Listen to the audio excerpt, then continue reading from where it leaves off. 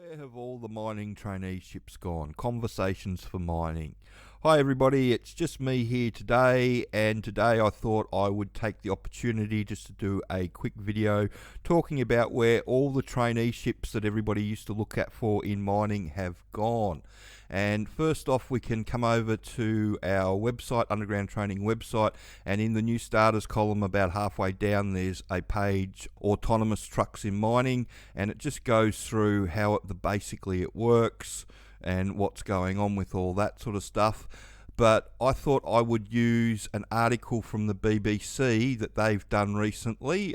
This is from the start of November, and it talks about the driverless trucks up in the Pilbara. And this basically goes into why there are no traineeships around anymore.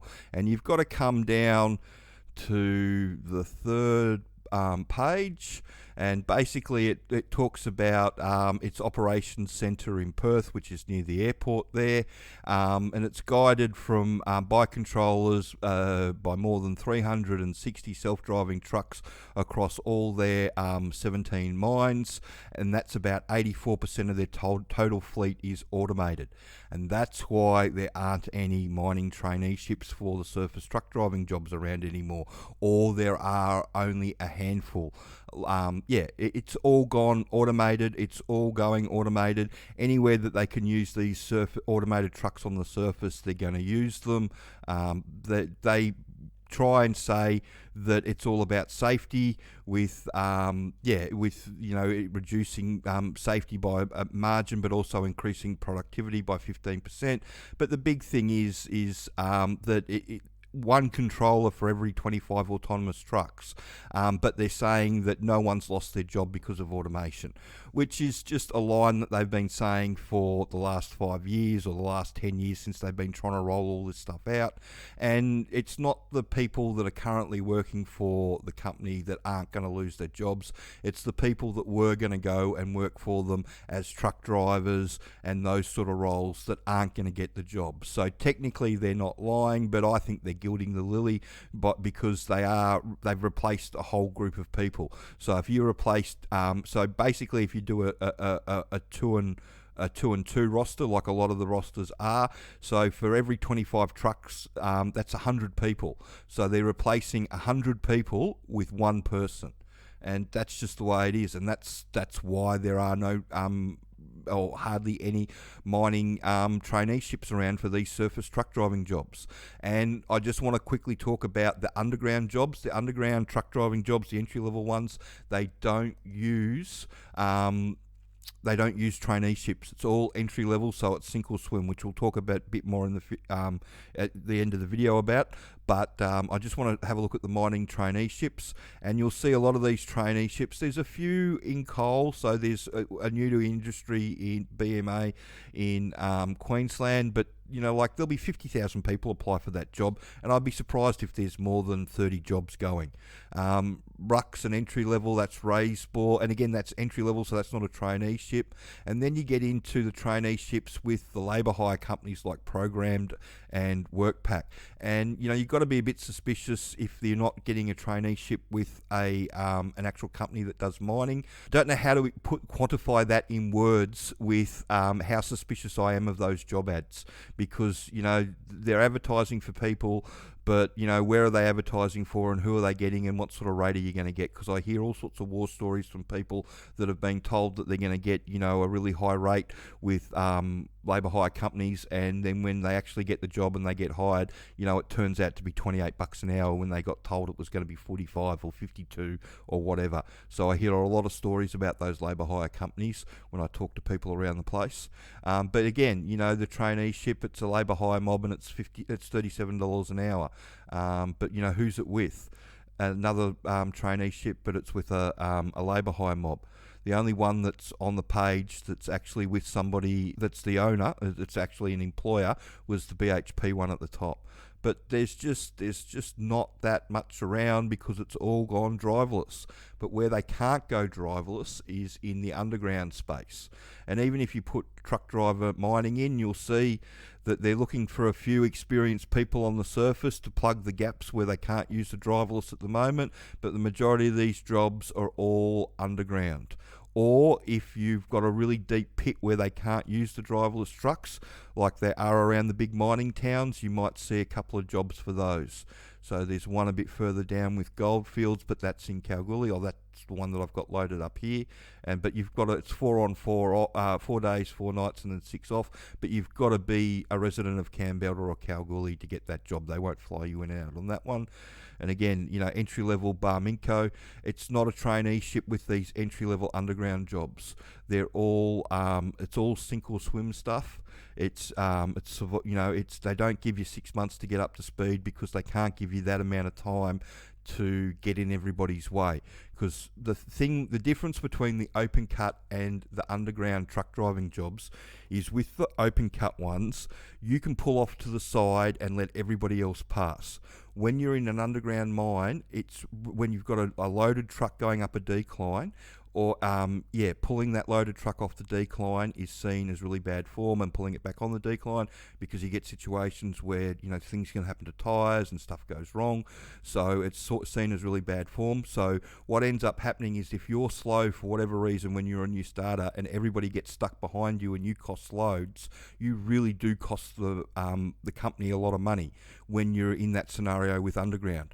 On the surface, everybody's just flying past you and you're not costing them any money. Underground, when everybody's stuck behind you and can't get past you for whatever reason because you're new and you're learning, you're costing the company a lot of money. So they're only going to give you a short amount of time to get yourself up to speed to be able to go so you can fit in with everybody else, so you're not costing them money. That's the thing that people can't wrap their head around, the difference between a surface traineeship and an underground entry level. And the thing is, though, with the market that it is today, where they actually need people, if you type underground into Seek, you'll see all the underground and the drillers, offsiders and the nipper jobs come up. They're everywhere and all over the country, as well as pace crew. We've had a few people get on with this mob that have done the training and go straight in as pace crew.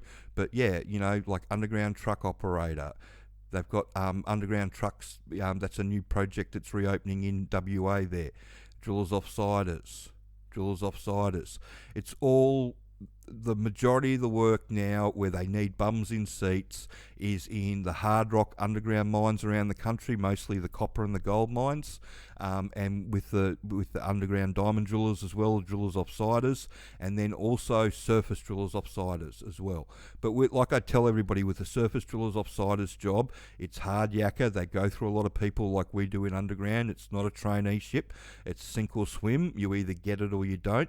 They can put you in to give you put you in a traineeship where they call it a traineeship, but it'll still be sink or swim, where you get a qualification after 2 years for a drill rig that nobody can use, because nobody can use the formal qualifications, the way the employers are set up around the country and the way the inspectorate's set up around the country.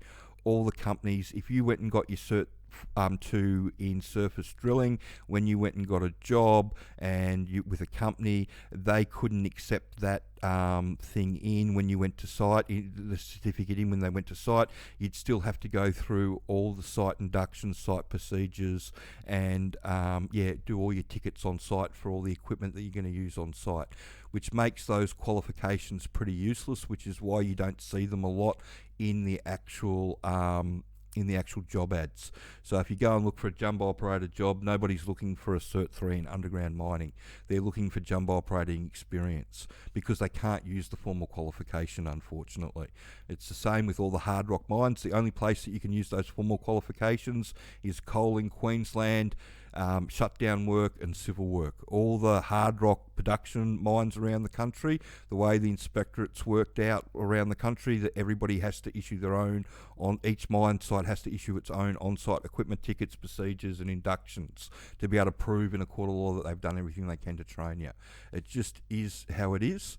And you can see here, like Barminco, their last entry-level mining ad was 23, wasn't too long ago, 23 hours ago, and they put them up quite regularly.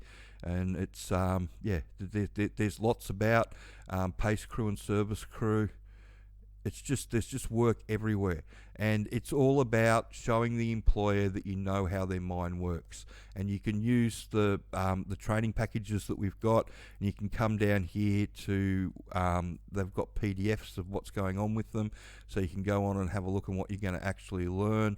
And the module 1 of the Nipper, it goes through everything that the Nipper does, and then watering down, and then general mining information, and then underground tag boards, so understanding how tags work, firing time, pre-start meeting, safety regulations with safety reps, how all that works, the different types of mining. It just goes through everything that the employers want you to know out of for a new starter to know in their first job, so they know what they're getting themselves into. You can have a look through all those. You can come over to the shop. We do 3 different packages. Do the DIY for $4.95. It's got full instructions on how to redo your resume. 3-step plan package is $8.25. It's got a resume service that Jess does with that, and then we do the full work ready, where you get one of the shift bosses to mentor you.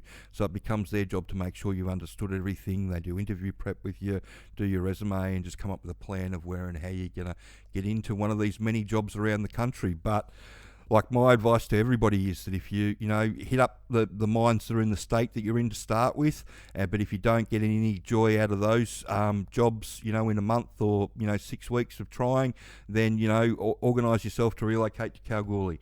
There's 50 mines within 100 k's of the joint that are all screaming for people, and this is where you're going to get a job as quickly as possible. So, and an entry-level job without being a traineeship. So I hope you found that information helpful about where all the mining traineeships have gone. But all the surface mining traineeships have basically been eaten up by the driverless trucks. They'll still put them out there, for people to go and do for the to work on the mill, and they'll still bring a few people in. But it's not the hundreds or thousands of people that they were once employing. It's going to be 10, 20, 30 people at a time. And you're going to, like I said, that BHP ad for coal in Queensland, I'd be very surprised if they don't end up with 40 or 50,000 applicants for those jobs, and it's probably only 30 jobs. So if you're serious about getting a mining job, then you need to look at the hard rock underground or surface exploration, because that's where they need bums in seats. And if you're going to go with the hard rock underground, do yourself a favour, educate yourself before you go. Makes it much easier to get a job, puts you 6 to 8 weeks ahead of everybody else.